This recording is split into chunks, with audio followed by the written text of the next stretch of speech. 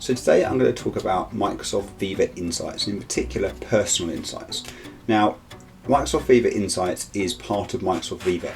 Viva brings together communications, knowledge, learning resources and insights into what Microsoft call an employee experience tool that integrates seamlessly into the Office 365 apps and of course Microsoft Teams. Now, Personal Insights includes a Microsoft Teams app and a web app, along with several features that connect and plug into Outlook to provide insights and analytics around the way that you work. And it's really designed to help you improve the way that you work with other people, have data-driven insights that can help make your day more productive, and also to provide organisational and manager-level insights as well that can help teams perform better. Today I'm going to purely focus on personal insights, and hopefully this is something that you'll find really useful in your day job.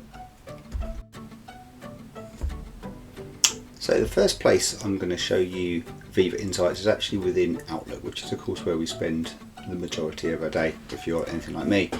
So what you'll see here is at the top right of the screen you'll see this button called Viva Insights on the ribbon. So if you click on this, this will actually open up the Viva Insights tab, and you can pin this to Outlook so it's always open, but if not you can just call it in when you want to.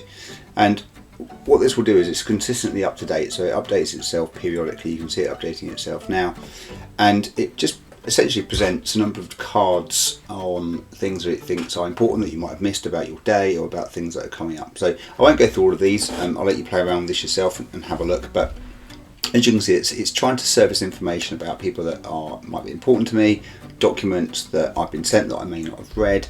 It's looking at things like actions from my team, so these are things that I might have been asked to do that I haven't done, or it doesn't think that I've done. It's detected that I've got some holiday booked, so it's suggesting that I actually update my calendar and let people know that I'm going away. And sort of most importantly, I think, is this one here, so prepare for meetings. So this is telling me that I've got 7 meetings tomorrow. It's got a lot for a Friday, and 17 over the next couple of days. So clicking on this will take me through to help me prepare for the meetings, what the meetings are about, who's in them, those kind of things, and just help me kind of track some things. And generally the rest of these things are just tips really, so ways to do things, ways to follow up on requests. So these are people that I may have asked to do something for me that I'm still waiting on the response for, the system thinks I'm waiting on the response for. So I'm just going to click one of these just to give you an idea of kind of what's in here. So this is again suggesting some people that I've asked to do some things, and it's giving me the option to either mark those tasks as done or to follow up, and that will then take me into an email to follow up with those people. So really useful. You can do this across all of those options, and I can of course dismiss them all and remove them if I think they're done. So the other things I can do here is I can expand this and go to the Viva Insights homepage, which we'll do shortly, and I can also go into here and control the settings as well, and we can do this again in the core Viva app. But if I click on this, it just gives me some simple things to turn on. Most of these are on by default, so things like suggested send, which is good. So if I send somebody an email and they're not working, or they're on holiday, or it's outside their working hours, then this is really useful because it will actually schedule that send for a time when they are working, so I'm not interrupting their work hours. And of course, you know, if I'm sending them emails when they're working, they're more likely to pick it up and they're more likely to respond to it. Right, so without further ado, we are going to click on this button here, and we will go into the Viva Insights website. So here we are now on the Viva Insights homepage. You can see here this is broken into 4 sections. So we have the home page, which is where I am now. We have a well-being section, a productivity section, and a teamwork section. Now this will look different for you depending on the way that your organisation is set up and whether you're part of a team or not. Most of us will be, but you'll also see that there's other sections later on around manager insights, which I'll cover on a separate video, and also leadership insights, but today we're going to focus on personal insights. So this is the home page. This is going to pull out those recommendations. Some of these will be similar to what you saw within Outlook, but the first thing we can do here is give praise. So Microsoft has this routine of sending people praise messages to say thank you for things, and this will be quite familiar to you if you've got an HR system. We use People HR that has got a similar kind of system, but the great thing about having this within Teams, of course, is it's much more accessible the praise and shares can be seen across Outlook, across Teams, across the rest of the Microsoft Viva suite. So it's a really nice little way of doing it. We can simply click on the send praise button. We can type the name of the person we're going to send the praise to. We can give also a distribution list as well, so we can share that with their manager or with a wider team. We might have an employee success team or something like that we can share with. We can choose to share it into a chat or a channel, so you might have an all company channel. We could share it into there. If you're using Viva Connections or Viva Engage, then you can also post those things in there. So again, we can give it a title, we can give it a note, we can give it a background. We simply preview it and send it, and that member of staff will get the praise, and so will their manager or the team's channel centre. So a really nice way of just kind of appreciating people. And you can actually set reminders up as well to be asked to give praise at the end of the day or at the end of each week. I have one set up for the end of the week, just before my kind of reflection time on a Friday, where I can use this to sort of thank people that have gone the extra mile or gone beyond expectations, as we like to say. So the next things you'll see here that we can do is we can schedule no team and a meeting day with our team. So these are really simple things that will suggest that we put these in for the rest of our teams. So this isn't just about setting it up for me now, this is about setting something up for our team. I'm a manager, I have a number of staff, so this is a really useful thing for me. We can set one-to-ones up, so again this is a one click to go and automatically schedule, look for free time in our diaries and go and schedule one-to-one time. So again, a really useful thing to be able to do without me manually having to go and do it. We've then got some things about healthy norms. We can share, start a focus plan, so this will help me and my team put certain times in the diary where we're all focused on things together, so we're not disrupting each other. We can set aside time for messages, so actually read our emails and things rather than being in emails all day. We can even schedule sort of 5-minute stretch breaks and those things. So really important if you're working at home and you're sat at your desk all the time. If you tend to be in the office a lot more, then we do generally move around. And there's a number of other things in here as well. If you click on there now, we can scroll down, we can book learning time in, and these are all things that you could of course do manually, but this is just trying to remind us that actually we need to make time for working, we need to make time for ourselves, we need to make time to improve ourselves.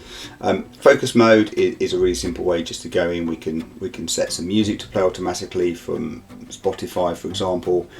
We can have timers of a day. It will automatically quieten our notifications so we don't get notifications. So again, some really nice things just to help us through our day. And once you've set these up, these will work on a schedule or automatically update once a week to fit in with your day.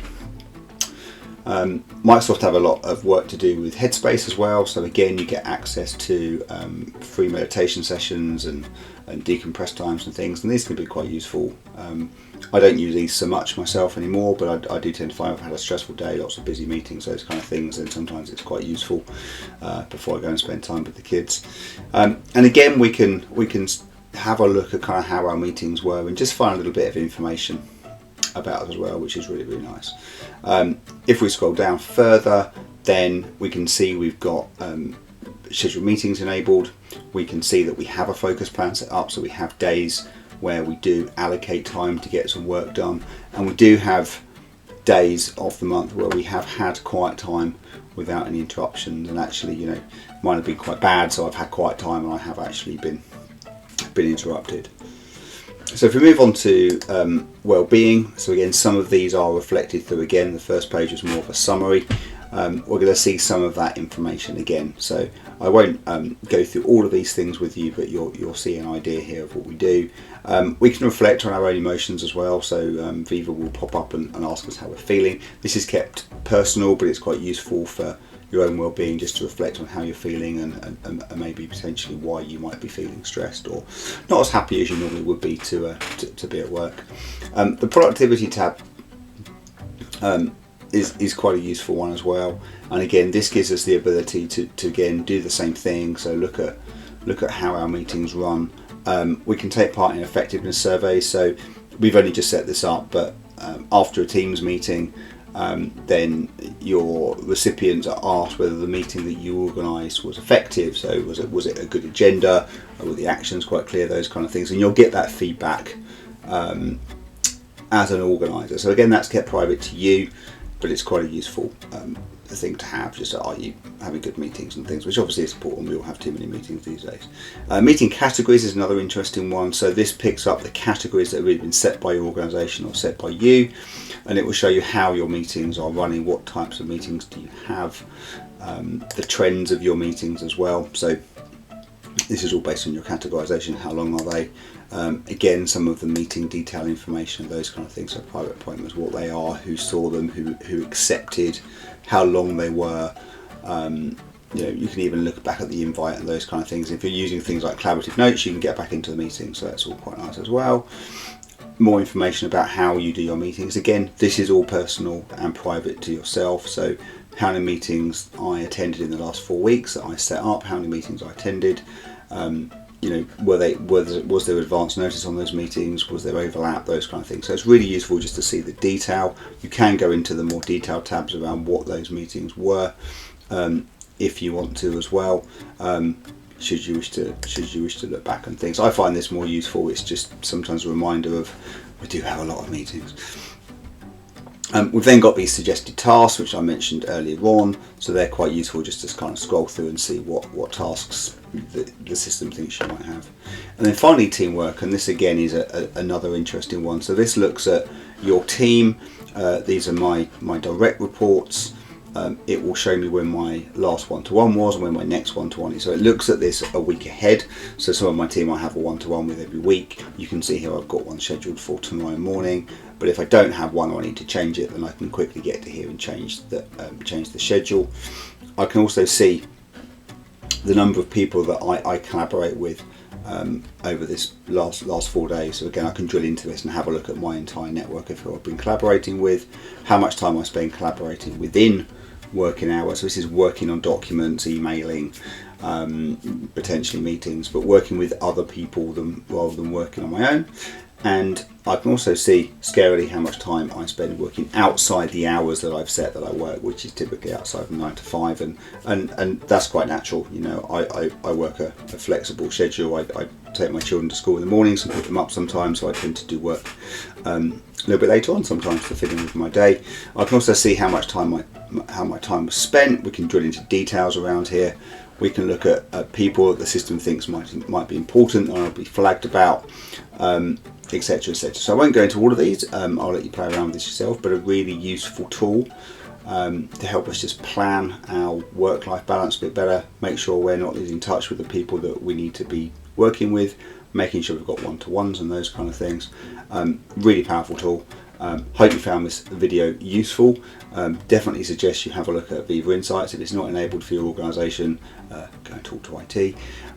Most of this is included within your Microsoft 365 license. There are additional insights, particularly around manager and organisational level, that require you to either be a manager or be a leader in your organisation, and that does actually require a Viva Insights full license that's not included within the base license in 365. But this is not a licensing session today. Anyway, hope you found it useful. Thank you for watching, and join you in the next show.